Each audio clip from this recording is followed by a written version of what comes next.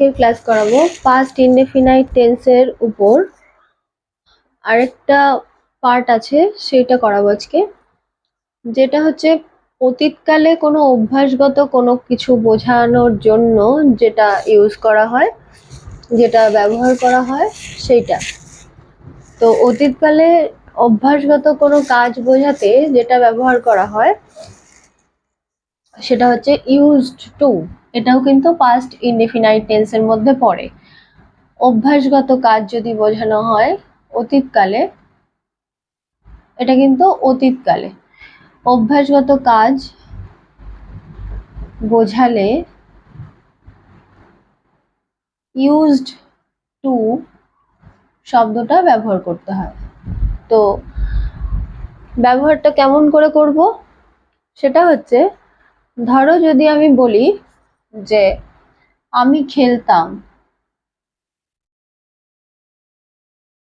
আমি খেলতাম, এটা যদি বলি তাহলে হবে আই ইউজড টু প্লে। আমি ছবি আঁকতাম,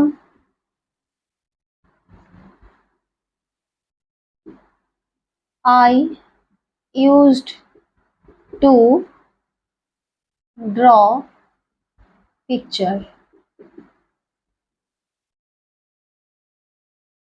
তাহলে এর ফরমেশনটা কি হবে? তাহলে এর ফরমেশন হবে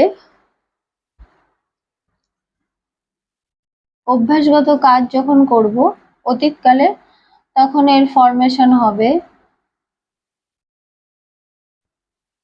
সাবজেক্ট, তারপর ইউজড টু শব্দটা ব্যবহার করতে হবে অভ্যাসগত বোঝালে ইউজড টু। এবার মেইন ভার্ব, মেইন ভার্ব বলতে কি করি, কি করতাম। সাবজেক্ট যেমন আমি, আমি খেলতাম, তাহলে সাবজেক্ট হচ্ছে আমি, ইউজ টু, মেইন ভার্ব হচ্ছে প্লে। সাবজেক্ট এখানে আমি, ইউজড টু, মেইন ভার্ব হচ্ছে ড্র। আঁকতাম, ছবি আঁকতাম হচ্ছে ড্র, আর ছবি পিকচার। এবার এখানে তোমরা বলবে যে পাস্ট টেন্স তাহলে ড্র কেন বসছে?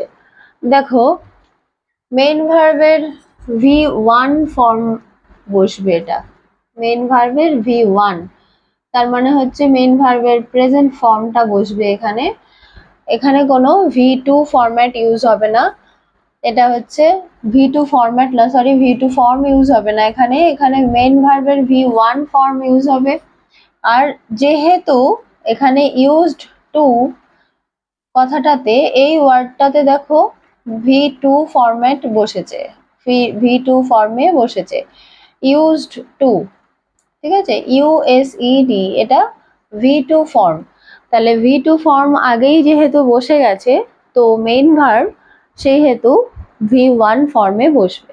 ওকে, তাহলে এটা হচ্ছে পাস্ট ইনডেফিনাইট টেন্সের অভ্যাসগত কাজ যদি বোঝানো হয় কখনো, তখন এইভাবে ইউজ করতে হবে।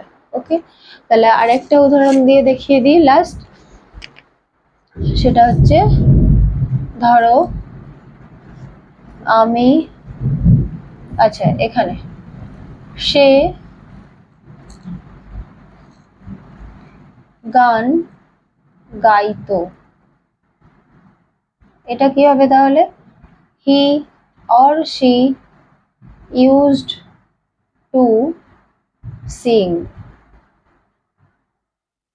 সং। ঠিক আছে, তাহলে এটা গেল আমাদের অভ্যাসগত কাজ অতীতকালে। তো আজকের ক্লাস এই পর্যন্তই থাকবে, পরের ক্লাসে আবার দেখা হবে।